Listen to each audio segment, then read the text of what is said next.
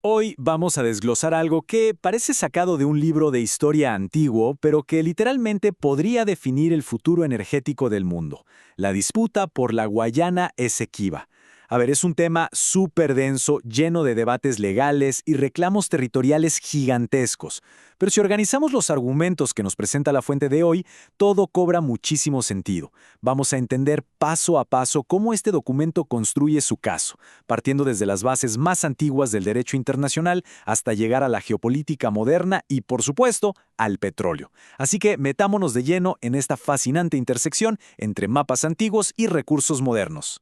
Y bueno, para entender realmente el peso de todo esto, tenemos que empezar por lo visual. Lo que resulta súper interesante aquí es cómo la fuente ancla su argumento en el concepto de la Venezuela toda. Fíjense bien, en esta representación, la Guayana Esequiba no aparece como una simple zona gris o un área lejana en debate. Para nada. Está completamente integrada, con la misma intensidad visual y los mismos elementos culturales que el resto del país. Con esto, el documento establece de entrada una premisa súper contundente. Básicamente nos dice que este territorio es una parte histórica y geográficamente indivisible de la nación. No es solo un anexo, es una pieza clave del rompecabezas. Para poner las cosas en perspectiva y comprender la magnitud del debate, hablemos de números. Estamos hablando de 159.500 kilómetros cuadrados. Es una inmensidad. Para que nos hagamos una idea, es un área mucho más grande que muchos países enteros de Europa. Y el texto que estamos revisando hace muchísimo énfasis en esto, dejándonos clarísimo que reclamar esta extensión no es ningún capricho. Al contrario, nos presenta esta monstruosidad de territorio como una realidad jurídica súper crítica para el Estado. Entender esta escala casi absurda nos ayuda a ver por qué la fuente le da tanto valor estratégico. O sea, no se trata de mover una línea fronteriza a un par de metros, es el control de una porción gigantesca y riquísima del continente sudamericano.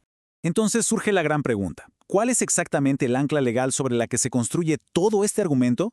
Bueno, todo se resume a un principio clásico del derecho internacional: el uti possidetis iuris. Suena súper complejo, pero en palabras simples significa que, después de un conflicto o una transición, como lo fue la independencia en América Latina, el que posee un territorio se lo queda. Así de sencillo.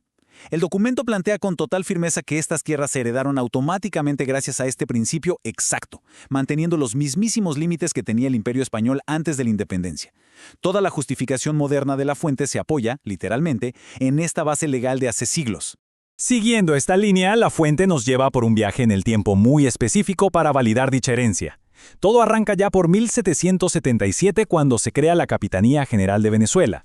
Aquí, el documento afirma sin titubeos que el río Esequibo era la frontera natural indiscutible. Pero avanzamos a 1899 y ocurre el famoso Laudo Arbitral de París, un evento que cambia las fronteras por completo. Y eso nos aterriza directamente en 1966, con el Acuerdo de Ginebra.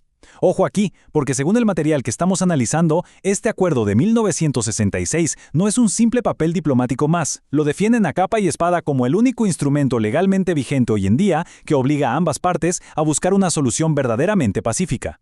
Y tenemos que hacer una pausa obligada en esos eventos de 1899, porque el tono del documento cambia drásticamente cuando llega a esta parte. De hecho, califica al laudo arbitral de París con dos palabras súper fuertes: fue una farsa diplomática. El texto afirma con bastante intensidad que esa decisión nació completamente viciada y nula. Según la postura que plantea el material, no existió un proceso legal real, sino más bien un movimiento político orquestado para quitarle a la nación un territorio inmensamente valioso. Y claro, es precisamente al destrozar la credibilidad de ese evento de 1899 que la fuente justifica por qué el único camino válido a seguir es el del acuerdo de 1966. A partir de aquí, el documento da un giro interesantísimo. Básicamente, deja atrás los mapas polvorientos y los reclamos del siglo XIX para lanzarnos una propuesta geopolítica supermoderna basada en tres pilares. Primero, promete seguridad energética, argumentando que pueden garantizar un flujo confiable de petróleo para un mercado global que lo necesita urgentemente. Segundo, propone una alianza estratégica a largo plazo. Y tercero, impulsa el desarrollo regional.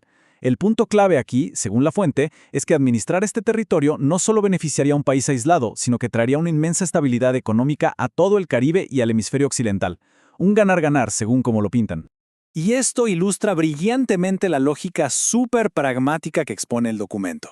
Por un lado, la fuente pone sobre la mesa lo que considera sus cartas más fuertes: ser un miembro fundador histórico de la OPEP, tener muchísima experiencia técnica petrolera y, claro, una cercanía geográfica insuperable.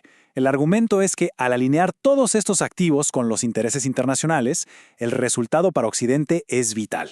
Nos plantean una relación de causa y efecto. Si sumas esa experiencia con la proximidad, automáticamente reduces costos logísticos de una manera increíble y construyes una arquitectura energética súper sólida para enfrentar los impredecibles riesgos globales de hoy en día. Para cerrar todo este recorrido, el documento nos lanza una pregunta que realmente nos deja pensando. ¿Cómo es posible que unas fronteras dibujadas en el lejano siglo XVIII terminen reconfigurando por completo la arquitectura energética global del siglo XXI? Es una locura, ¿verdad? Hemos visto cómo la fuente logra conectar, casi sin esfuerzo, un principio legal antiquísimo con la estabilidad moderna de los hidrocarburos. Entender cómo se entrelazan estos argumentos es absolutamente vital para descifrar el ajedrez político y energético en el que vivimos en la actualidad. Ha sido un análisis súper revelador para comprender todas las capas de este complejo panorama global.